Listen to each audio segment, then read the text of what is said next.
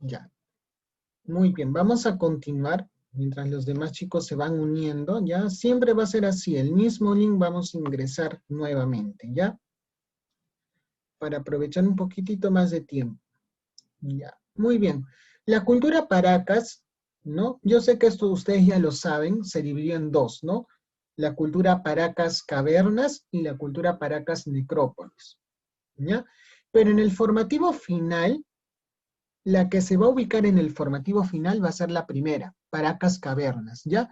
La segunda, Paracas Necrópolis, ya no va a ser parte del formativo final, porque la Paracas Necrópolis, a diferencia de Paracas Cavernas y todas las culturas que hemos visto, no va a tener influencia de Chavín, va a ser una cultura totalmente independiente, ¿ya? Si la cultura Chavín, en este caso, pues, no influenció en la cultura pucará, como hemos visto, ¿no? El felino, que cuántas veces se ha representado. Pero en la cultura Paracas Necrópolis ya no vamos a ver la imagen pues del felino, vamos a ver otras representaciones. Ya la cultura Paracas se desliga, se desprende, se separa de Chavín, se vuelve independiente. Pero eso es Paracas Necrópolis. Paracas Cavernas, que va a ser la primera etapa de Paracas, sí va a tener influencia de Chavín.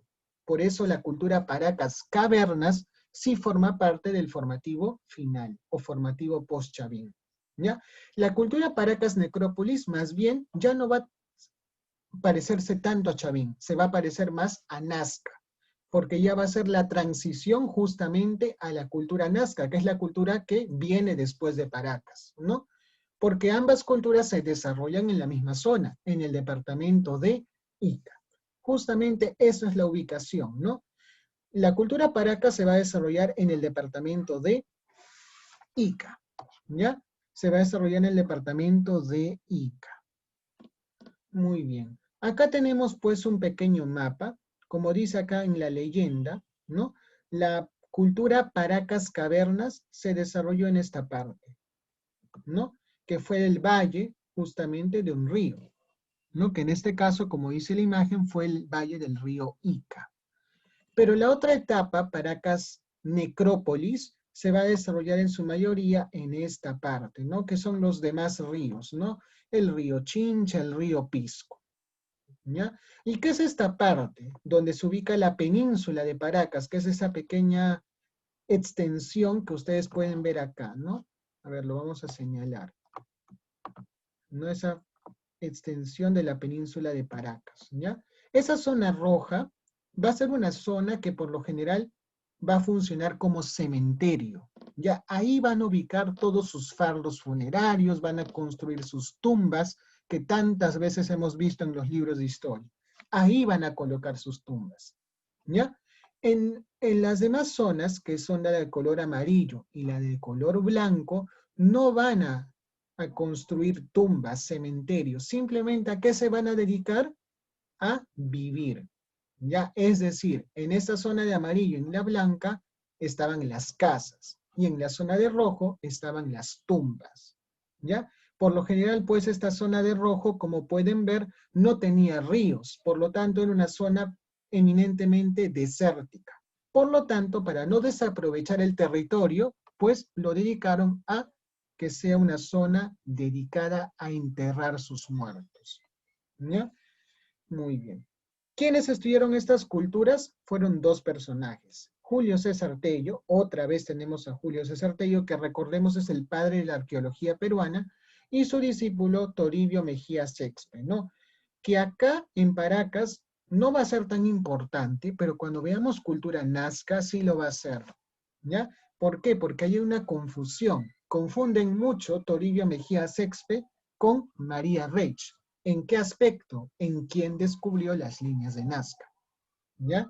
Ahí hay un error que normalmente muchos suelen cometer, ¿ya? Muy bien.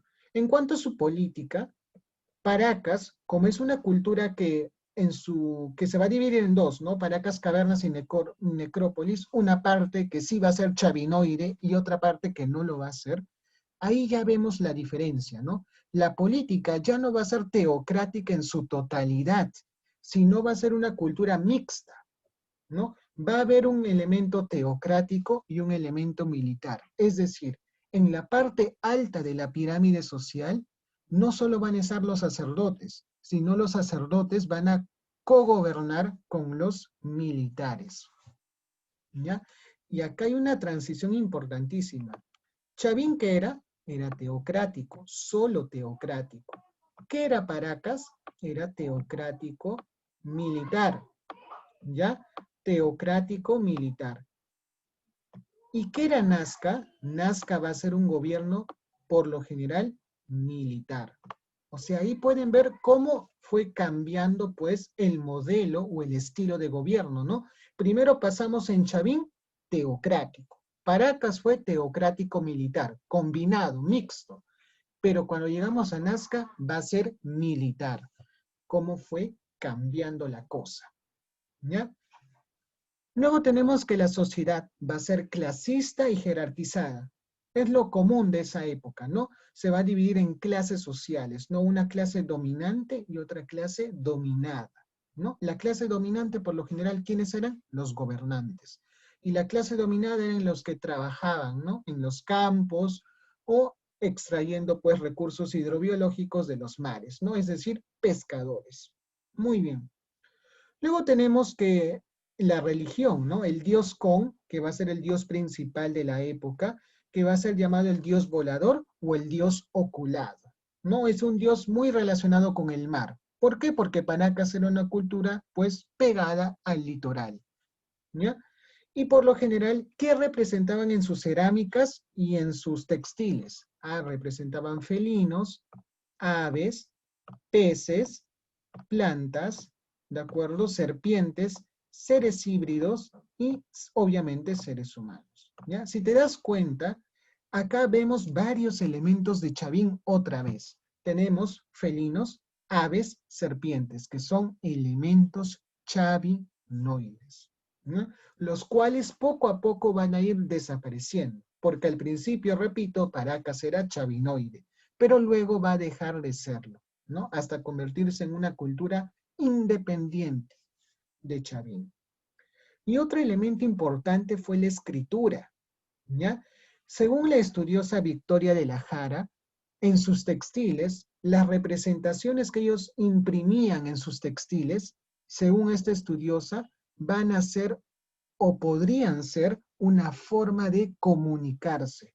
Es decir, que a través de esos dibujos que ellos hacían, ¿no? Tanto de figuras geométricas, tanto de animales, de hombres, ¿no? De todo lo que he dicho hace un ratito, eso podía ser una forma de qué? De escritura, una forma de comunicarse con el resto. O sea, se comunicaban a través de qué? De sus textiles, ¿ya? Cuando veamos cultura mochica, van a tener otro tipo de escritura muy importante, ¿ya? Una escritura payariforme. O sea, imagínense, ¿no? Qué raro era esa época, ¿no? Comunicarse por textiles, por dibujitos en los telares. Los mochica, comunicarse por payares, ¿no? ¿No? O algo raro para nuestra mentalidad, pero que en esa época se hacía, ¿ya? Por payares. Muy bien. Acá tenemos un cuadro comparativo entre ambas culturas, ¿no? Paracas Cavernas y Necrópolis. En primer lugar, pues está acá en Paracas Caverna que la tumba era de forma botella invertida, de campana, de copa o de útero. Mientras que acá las tumbas eran rectangulares. Acá en cerámica, ¿cuál es lo más importante? Estas diferencias. Acá la cerámica era poscocción, ¿ya? Primero, pues, se utilizaba el horno y después se pintaba, ¿ya? Pero acá no. Acá se hacía, pues, el término de precocción.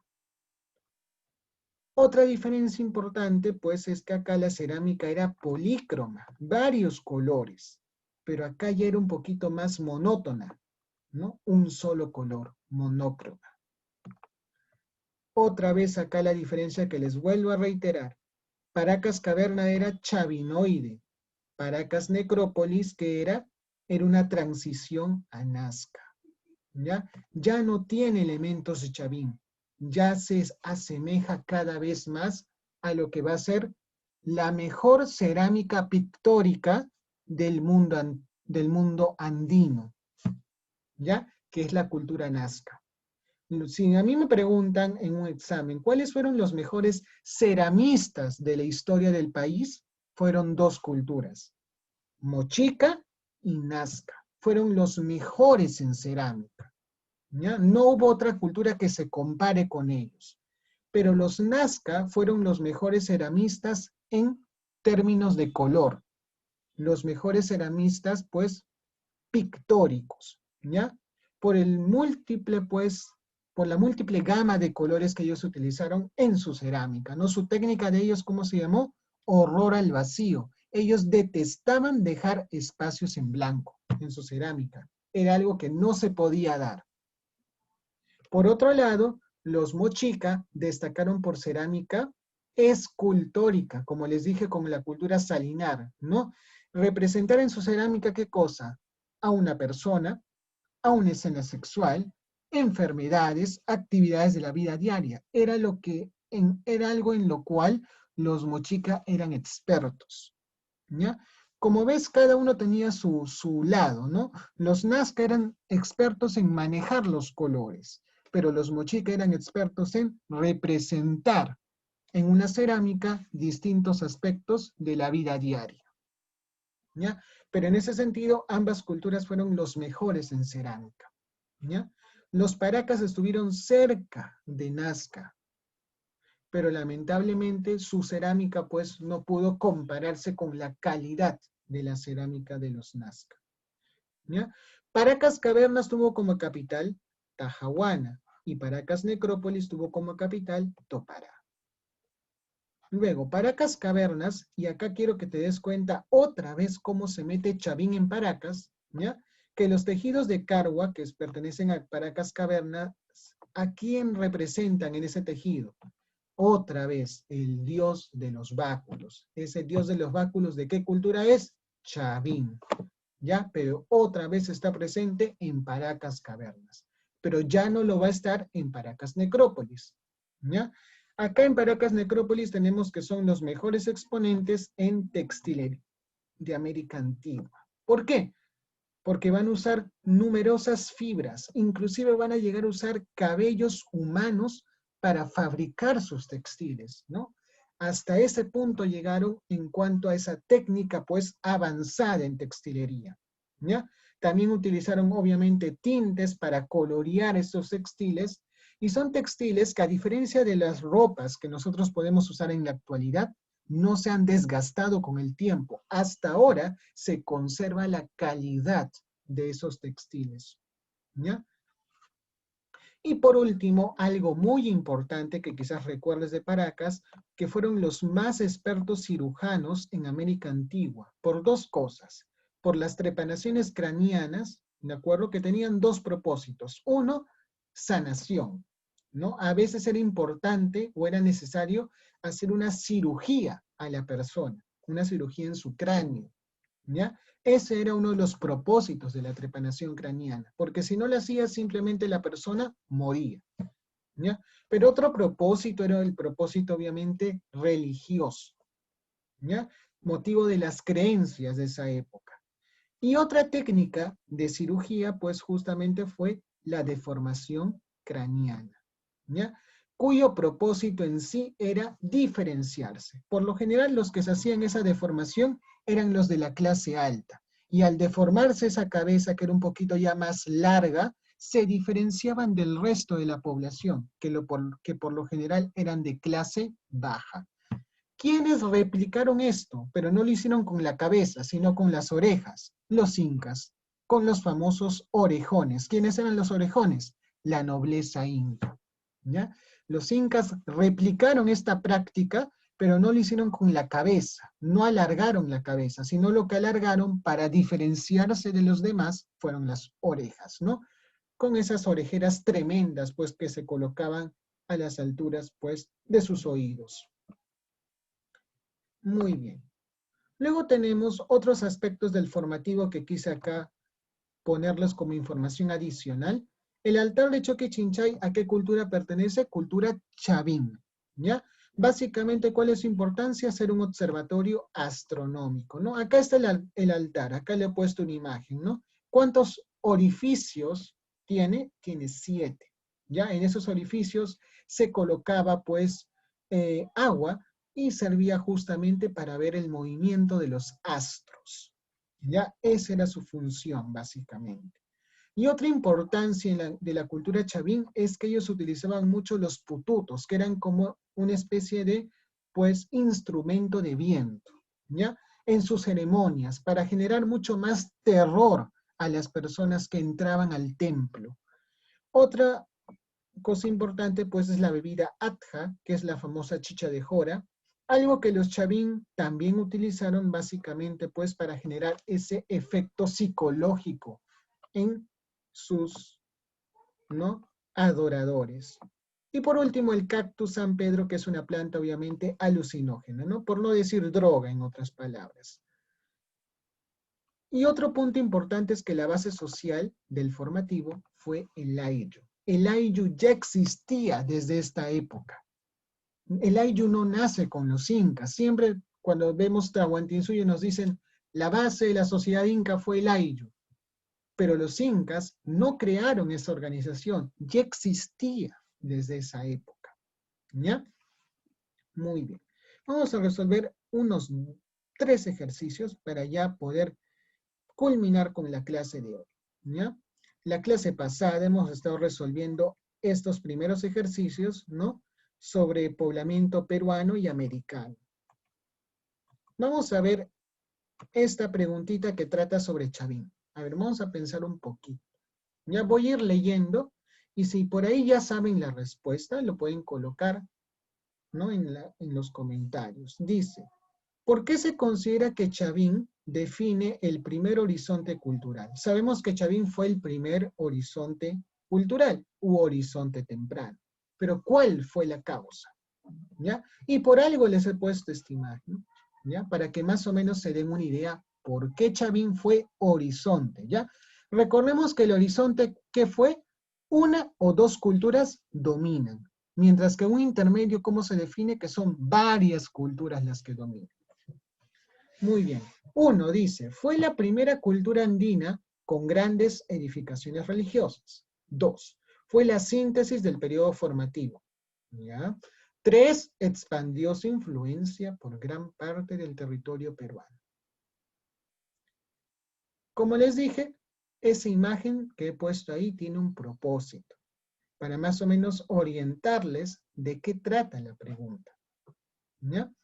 Si se dan cuenta, ahí vemos una imagen de la cultura chavín en cuanto al mapa del Perú.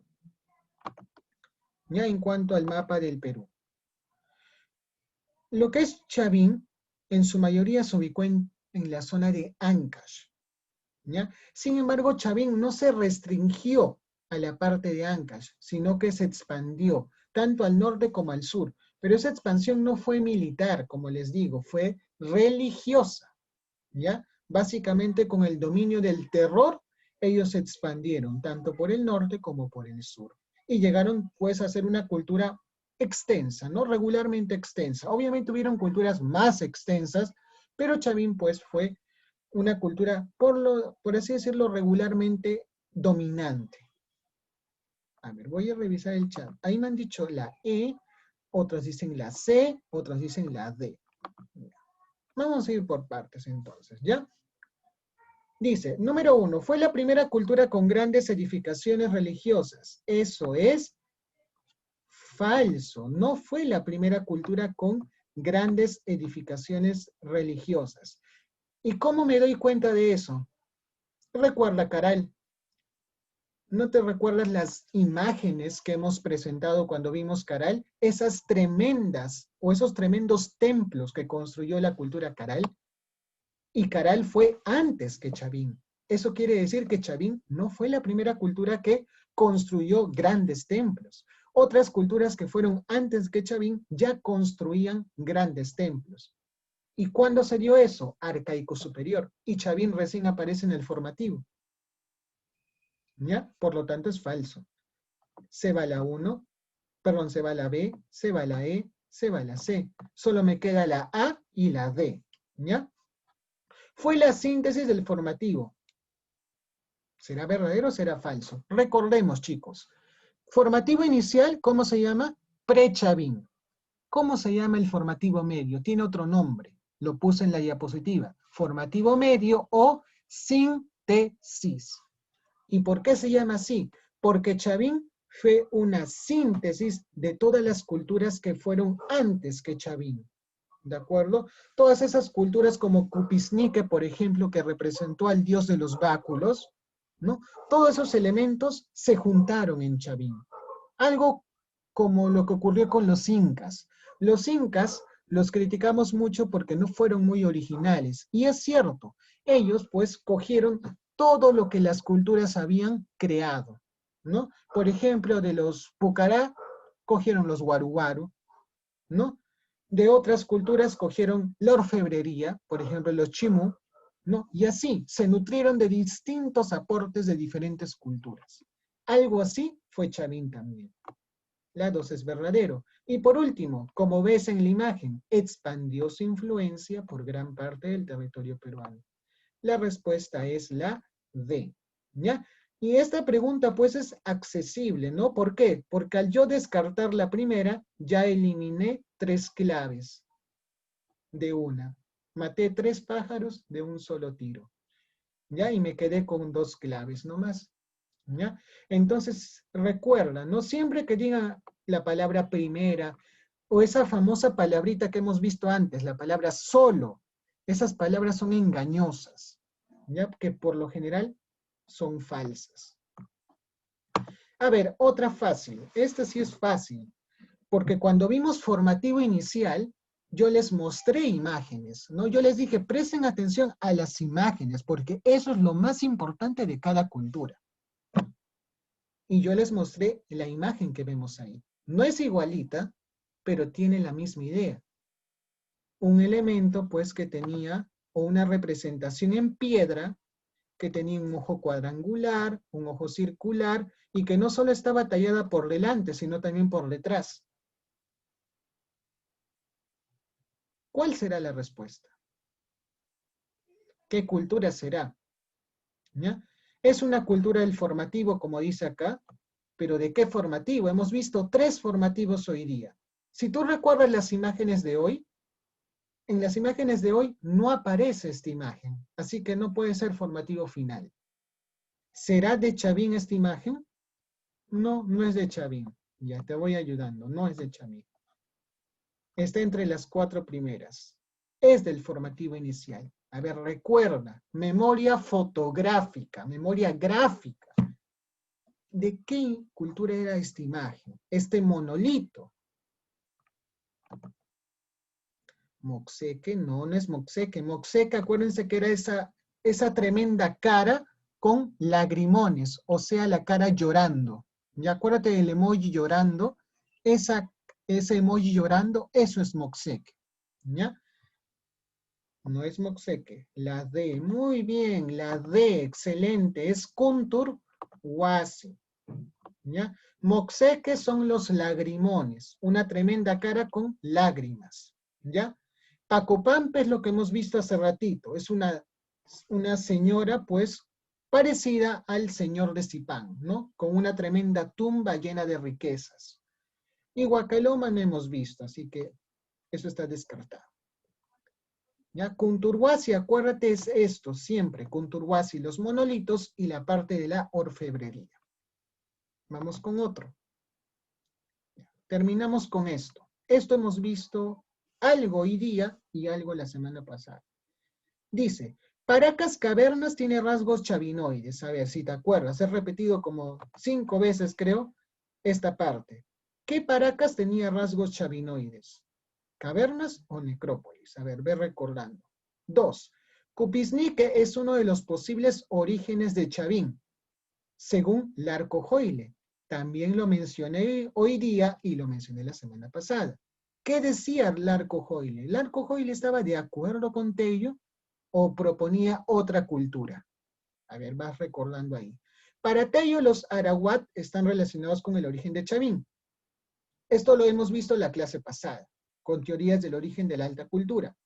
4. Los tesoros de Chongoyape participan de la tradición chavinense.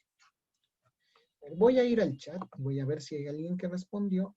Muy bien, sí, es Cavernas, excelente. Cavernas tiene rasgos chavinoides. Vamos a resolverlo rápido, ¿ya? Porque ya nos quedamos sin tiempo. Muy bien, la primera es verdadero, así que se va la E, ¿no? Siempre así que vas avanzando, ve descartando las claves, ¿ya? Punto 2, Cupisnique es uno de los posibles orígenes, exacto, le hemos dicho, Rafael Larcojoy le dijo, Cupisnique es la cultura matriz. 3, Parateyo y los arawak están relacionados con Chavín, exacto, arawak, ¿no? Fue una influencia en Chavín. Por lo tanto, verdadero, verdadero, verdadero. Se va la D, se va la C, ¿de acuerdo? Y solo me quedo con estos dos. Y si tú revisas la diapositiva de la semana pasada, Chavín tenía centros chavinoides. Y dentro de esos centros, Chongoyape era un centro chavinoide. ¿Ya? Por lo tanto, aunque vaya contra todo pronóstico, las 4 son verdaderas, ¿no? Porque a veces eso hace dudar, ¿no? Cuando las 4 te salen falsas o cuando las 4 te salen verdaderas, como que da un poquito de miedo, ¿no? Pero la clave exacto es la A. ¿Ya, chicos? Ahí van a quedar otras preguntitas más, ¿ya? Como les digo, las 4 primeras ya lo resolvimos la clase pasada. Hay otras preguntitas más. Algunas son directas, otras hay que pensar un poquito, ¿ya? Pero no se preocupen. Ahí vamos resolviendo y en el próximo comunicado que les cuelgue en el Classroom, ahí les voy a dar las claves. Así que vayan resolviendo para que más o menos tengan una idea, ¿ya? Muy bien, no les quito más tiempo. Voy a finalizar la grabación.